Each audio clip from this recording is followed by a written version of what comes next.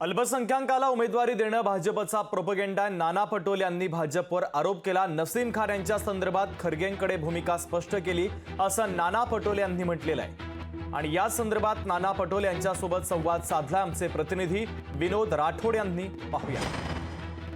आपल्यासोबत बातचीत करण्यासाठी महाराष्ट्राचे प्रदेश काँग्रेसचे अध्यक्ष नाना पटोलेजी।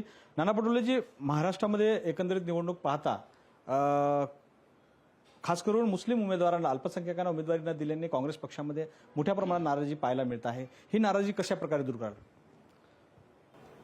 हे बघा की हे बीजेपीचा फंडा आहे, स्वतः मुसलमानांचा राग करायचा आणि या पद्धतीचं एक मार्केटमध्ये हवा सोडायची आणि मुस्लिमावर काँग्रेसने अन्याय केला अशा पद्धतीचं वातावरण पसरवणं त्यांचं स्वाभाविक आहे। निवडणूक जिंकायसाठी ज्या काही गोष्टी लागतात ते भाजप त्याच्यात एक्सपर्टी आहे। आम्ही राज्यसभेलाही सुद्धा इम्रान प्रतापगडीला इथून आपण पाठवलेलं आहे, तेही मुस्लिमच आहे। त्यामुळे मुस्लिम किंवा हिंदू असा भेदभाव काँग्रेसमध्ये केला जात नाही। जी काही स्थिती असेल त्या स्थितीमध्ये हायकमांडने जो निर्णय घेतलेला आहे त्याचं सगळ्यांनी समर्थन केलेलं आहे। राहिलं आमच्या नसीमभाईचं सुद्धा माझं काल बोलणं झालं। आज संध्याकाळी आमच्या वरिष्ठ नेत्यांशी आम्ही व्हर्च्युअल करून घेणार आहोत। त्यांच्याशी चर्चा, त्यांचं समाधानही त्याच्यामधून केलं जाईल आणि नसीमभाई सुद्धा काँग्रेस पक्षासाठी काम करतात। काँग्रेससाठी काही मुस्लिम किंवा हिंदू असा ईसाई काही असा वाद नाही आहे।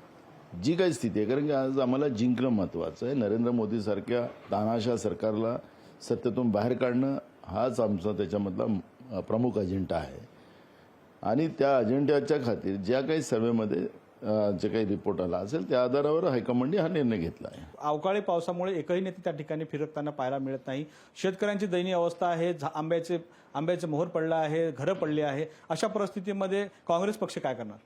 बघा, आम्ही आमच्या स्थानिक पातळीवर सगळ्या कार्यकर्त्यांना निवडणुका बाजूला सारा पण शेतकऱ्यांसाठी धावून जा अशा पद्धतीचे निर्देश आम्ही दिलेले आहेत। एक दुसरं, भाजप हे शेतकरी विरोधी आहे आणि विशेष करून मला तर तुमच्या माध्यमातून हे मानायचं आहे की नरेंद्र मोदींना महाराष्ट्रामध्ये मत मागण्याचा अधिकार आहे का?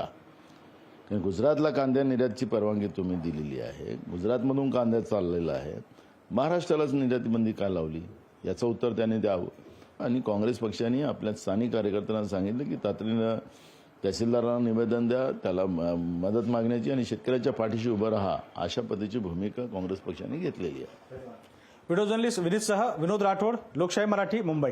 माहित नाही काय सांगितलं आणि काय चर्चा कोणत्या संदर्भातली आहे, परंतु नसीमभाईंचे सुद्धा नाराजी आम्ही काढू, ते सुद्धा बरोबर राहतील। ते हाडाचे काँग्रेसचे पुढारी आहेत, ते कायम राहतील। आता उमेदवार वगैरे काही बदलला जाणार नाही, मला अशी ते काय फार पद्धत काँग्रेसमध्ये नाही। लोकशाही मराठी ऐका, पहा, जागरूक रहा।